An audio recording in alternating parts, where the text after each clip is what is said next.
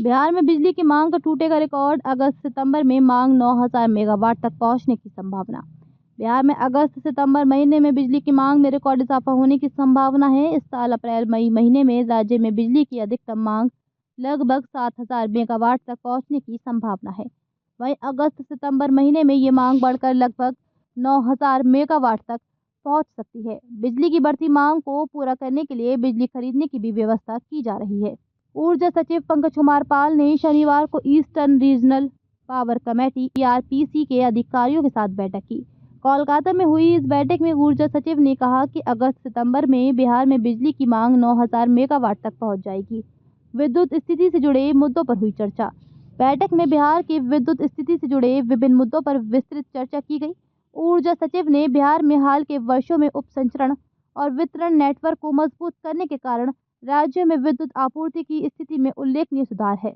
ईआरपीसी के सदस्य सचिव ने इस मांग को पूरा करने के लिए चल रहे विद्युत उत्पादन परियोजनाओं की प्रगति पर चर्चा की।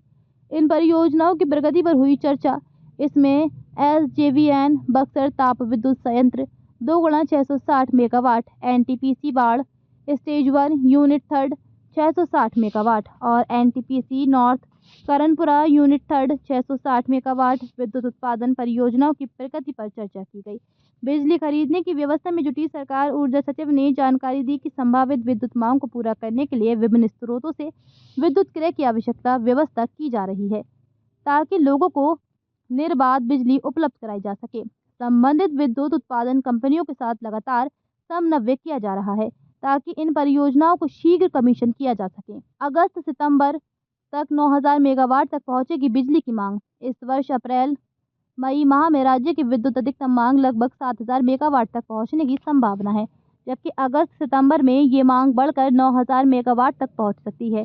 ईआरपीसी के सदस्य सचिव ने इस मांग को पूरा करने के लिए चल रहे विद्युत उत्पादन परियोजनाओं की प्रगति पर चर्चा की। इन परियोजनाओं की प्रगति पर हुई चर्चा। इसमें एसजेवीएन बक्सर ताप विद्युत संयंत्र 2x660 मेगावाट, एनटीपीसी बाढ़ स्टेज 1 यूनिट 3 660 मेगावाट विद्युत उत्पादन परियोजनाओं की प्रगति पर चर्चा की गई।